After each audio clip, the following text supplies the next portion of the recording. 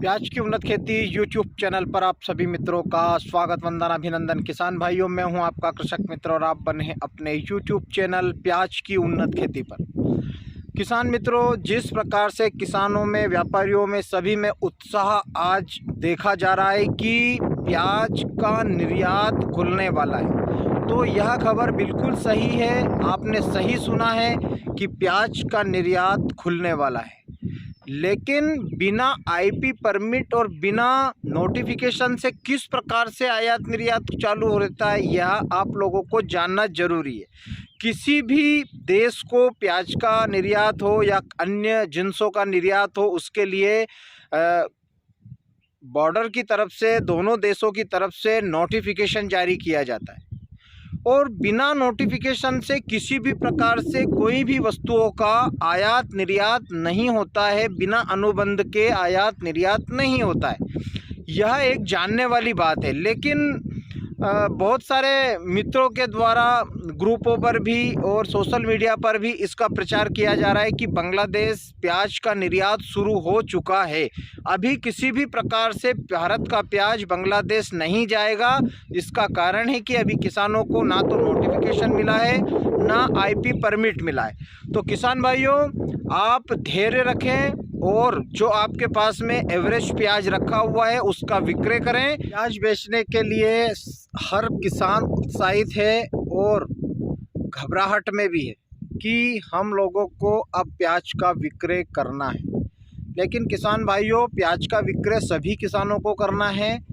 आप यदि इसी प्रकार से, जैसे आज इंदौर मंडी में हमने देखा है कि 40 से 50 हज़ार कट्टे के बीच में प्याज की आमदनी है। शाहजहाँपुर मंडी में भी प्याज का आमदनी बढ़ी है, लेकिन उसके आमदनी बढ़ी है जिससे फ़ायदा किसका होगा? आप लोगों का तो किसी प्रकार से कोई फ़ायदा होने वाला नहीं है। आप माल बेच रहे हैं, 18-19 रुपये का बाज़ार था, उस समय पर आप लोगों ने माल नहीं बेचा। आज जब बाज़ार कम हो गया और आपको अफवाहों के द्वारा ऐसा सूचित किया गया है कि आप अब अपना माल बेच रहे हैं, तो किसान भाइयों, यदि आपको माल बेचना ही है तो थोड़ा रुक रुक कर अपने माल को बेचिए। एक साथ यदि सभी किसान मंडियों में पहुंच गए तो मंडियों की हालत ख़राब होना तय है। चाहे बांग्लादेश का निर्यात खुले, चाहे आईपी परमिट आज ही मिल जाए। यदि बांग्लादेश का निर्यात खुल भी गया तो किसान भाइयों, कोई प्याज में 10-20 रुपये की तेज़ी हम लोगों को नहीं दिखेगी। प्याज में तेज़ी तभी दिखेगी जब आप आवकों पर कंट्रोल रखेंगे। माल बेचें, लेकिन थोड़ा थोड़ा माल बेचें। जब माल बेचने की ज़्यादा आवश्यकता होगी तो आपको वीडियो के माध्यम से बता दिया जाएगा कि अब अपना माल विक्रय ज़्यादा मात्रा में करें। अभी किसी भी प्रकार से कोई घबराहट का खेल प्याज में मेरे हिसाब से तो नहीं है, लेकिन यदि आपको लग रहा है तो आप 1 लाख कट्टे इंदौर मंडी की आवक करके देख लीजिए।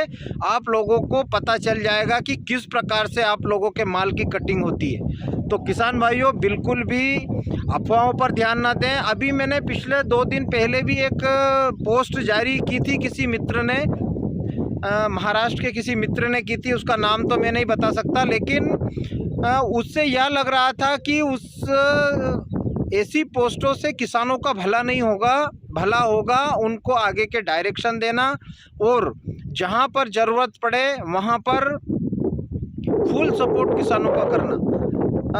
वीडियो के माध्यम से भी और पोस्टों के माध्यम से भी किसानों को सचेत करते रहना। जो अपने पास में जानकारी हो उसको ग्रुपों पर और यूट्यूब के माध्यम से कमेंट में साझा करते रहना।